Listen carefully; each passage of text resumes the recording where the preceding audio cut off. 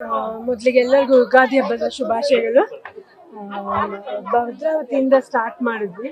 ಸುಮಾರು 12 ದಿನ ಆಯಿತು ಅಂತ, 2 ವಾರ ಆಯಿತು ಅಂತ ಕಾಣಿಸುತ್ತೆ ಇವಾಗ.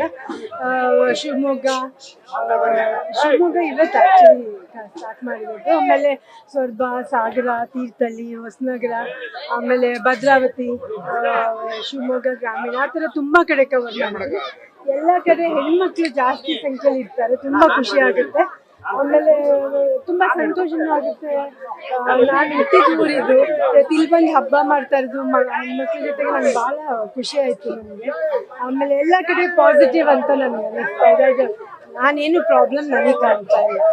ಪ್ರತಿ ವರ್ಷ ಬೆಂಗಳೂರಲ್ಲಿ ಯುಗಾದಿನ ಆಚರಿಸ್ತೀವಿ. ಈ ಸತಿ ಮನೆಮಗಳಾಗಿ ಇಲ್ಲಿ ಶಿವಮೊಗ್ಗದಲ್ಲಿ ಆಚರಣೆ ಮಾಡ್ತಿದ್ದಾರೆ. ಹೇಗೆ ಅನ್ಸುತ್ತೆ? ವಿಶೇಷವಾಗಿ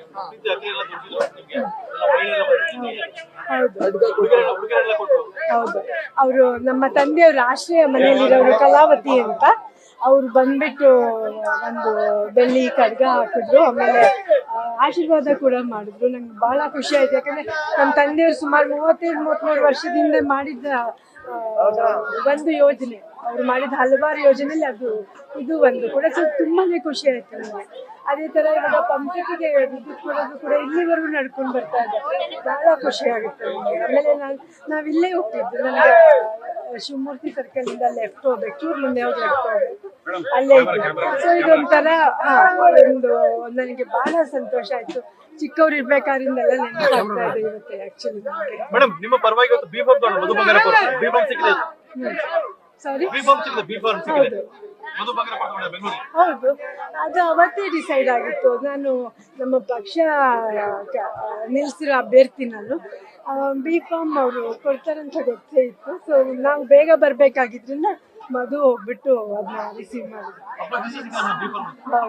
ಹೌದು, ಭಾಳ ಸಂತೋಷ ಆಗುತ್ತೆ, ಪಾಸಿಟಿವ್ ಅನಿಸುತ್ತೆ, ಖುಷಿ ಆಗುತ್ತೆ. ಜನರ ಪ್ರೀತಿ ವಿಶ್ವಾಸ ಹೇಗಿದೆ ಅಂತ ಹೇಳಿ ಆಗ್ಲೂ ಏನು ಕಮ್ಮಿ ಇರಲಿಲ್ಲ, ಪ್ರೀತಿ ವಿಶ್ವಾಸ ಏನು ಕಮ್ಮಿ ಇರಲಿಲ್ಲ. ಅವಾಗ ನಾವು ನಿಂತಿದ್ದ ಬೇರೆನೇ ಬೇವಿತ್ತು ಅವಾಗ. ಇವಾಗ ಹಂಗಿಲ್ಲ, ಇಲ್ಲೆಲ್ಲರೂ ತುಂಬಾ ಪ್ರೀತಿ ವಿಶ್ವಾಸ ತೋರಿಸ್ತಾರೆ. ಐ ಥಿಂಕ್ ಆ ಪ್ರೀತಿ ವಿಶ್ವಾಸನೇ ನನ್ನ ಕಾಪಾಡುತ್ತೆ ಅಂತ ಅನ್ಕೊಂಡಿದ್ದೀನಿ.